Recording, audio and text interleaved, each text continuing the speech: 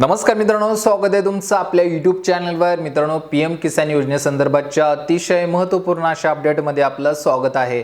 मित्रांनो, PM किसान योजनेचा 22वा हप्ता शेतकऱ्यांना कधी मिळणार या संदर्भात वारंवार शेतकरी मित्र आपल्या जवळ चौकशी करत आहेत, परंतु शासनामार्फत सध्या तरी अजून 22व्या हप्त्यासाठी कोणतीही तारीख डिक्लेअर करण्यात आलेली नाहीये।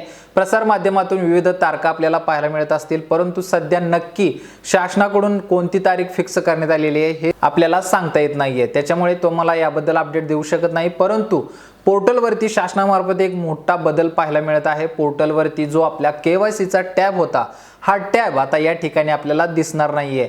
शासनामार्फत पोर्टलवरती नवीन अपडेट येत आहेत, त्यासाठी शासनाकडून काही मेंटेनन्ससाठी हा टॅब रिमूव्ह करण्यात आलेला आहे।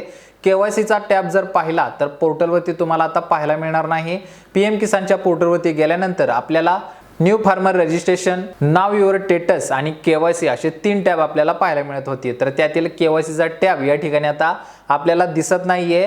त्यामुळे ज्या शेतकऱ्यांच्या KYC करायच्या राहिल्या असतील आणि 22व्या हप्त्याच्या त्या प्रतीक्षेत असतील, तर अशा शेतकऱ्यांना मोठी अडचण निर्माण झालेली आहे। आता हा टॅब आपल्या शेतकरी मित्रांसाठी कधी उपलब्ध होईल याबद्दलची तरी सध्या शासनाकडून कोणतीही माहिती आलेली नाहीये। ज्या शेतकऱ्यांच्या KYC करायच्या राहिल्या असतील अशा शेतकऱ्यांना मात्र नक्कीच मोठा प्रश्न निर्माण झालेला आहे।